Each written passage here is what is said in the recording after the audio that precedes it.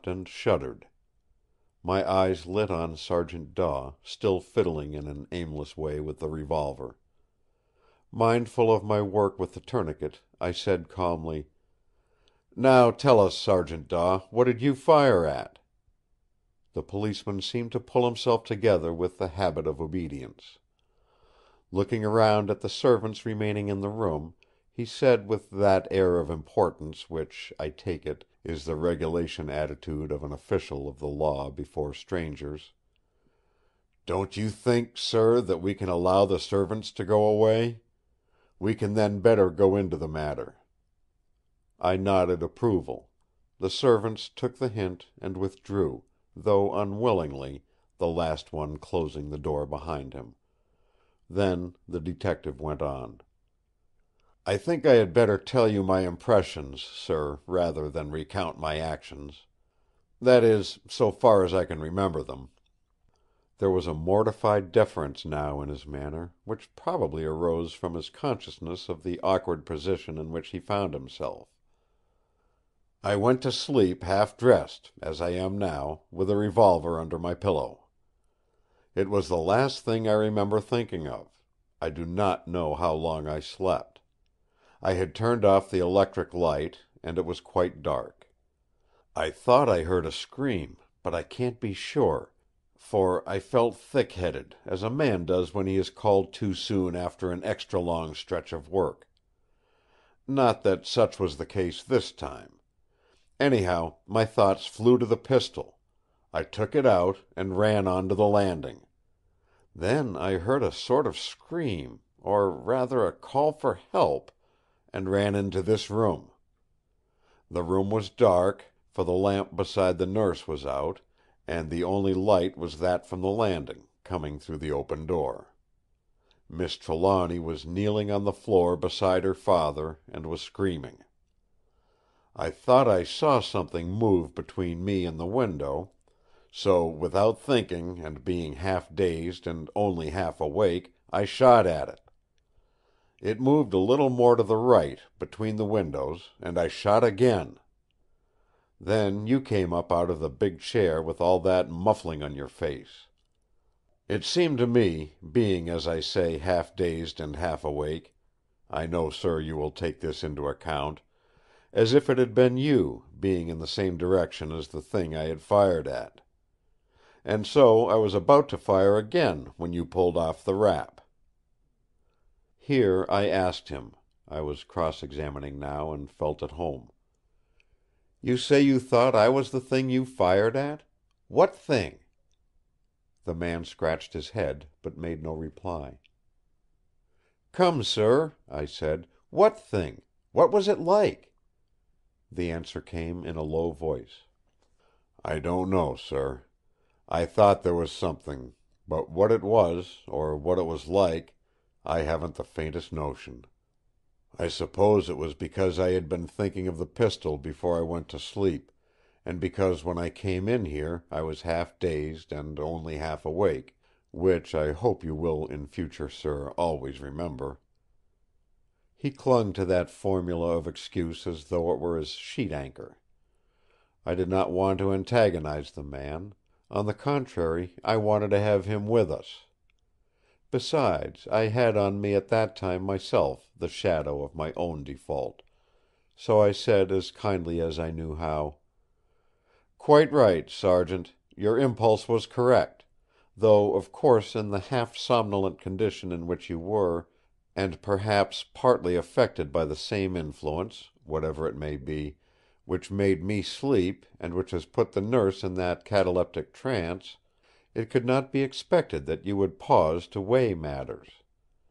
But now, whilst the matter is fresh, let me see exactly where you stood and where I sat. We shall be able to trace the course of your bullets." The prospect of action, and the exercise of his habitual skill, seemed to brace him at once. He seemed a different man as he set about his work.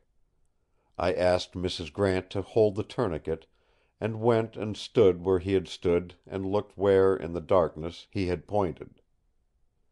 I could not but notice the mechanical exactness of his mind, as when he showed me where he had stood, or drew, as a matter of course, the revolver from his pistol pocket and pointed with it. The chair from which I had risen still stood in its place.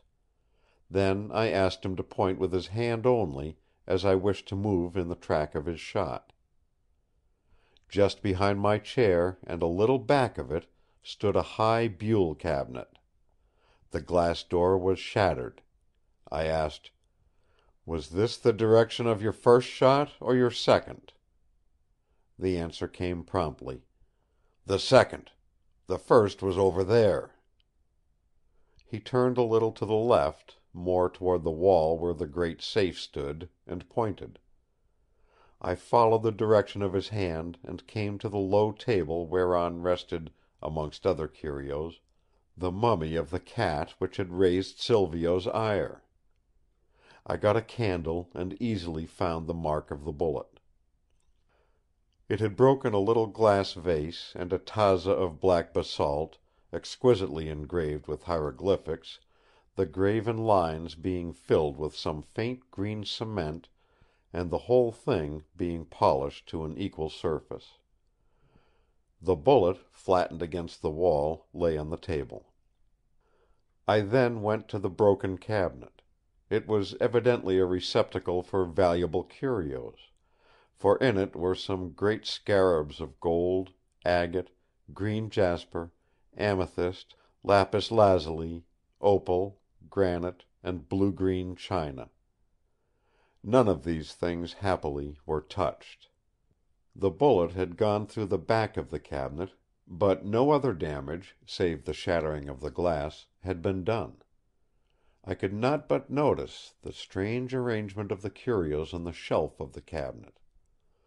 All the scarabs, rings, amulets, etc., were arranged in an uneven oval round an exquisitely carved golden miniature figure of a hawk-headed god crowned with a disk and plumes.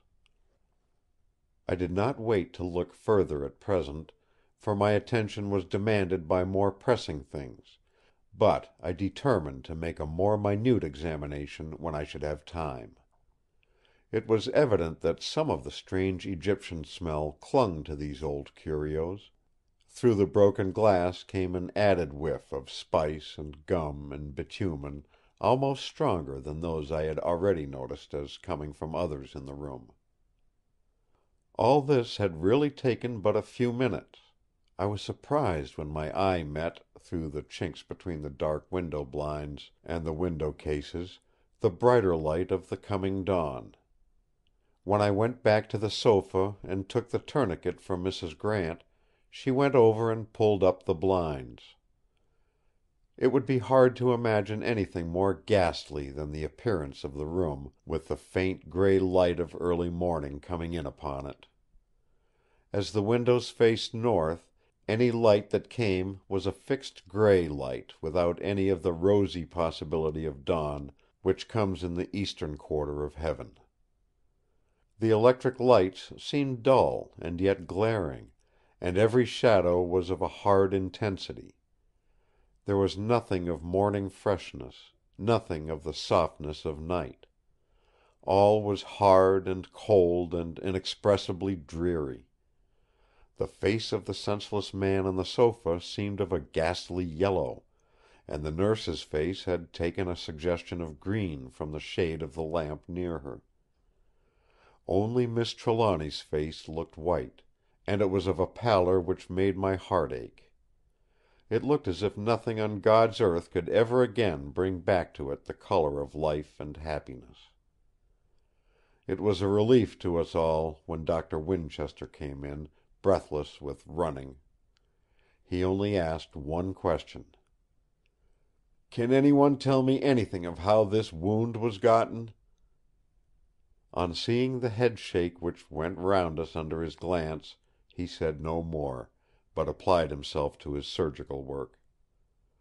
For an instant he looked up at the nurse sitting so still, but then bent himself to his task, a grave frown contracting his brows.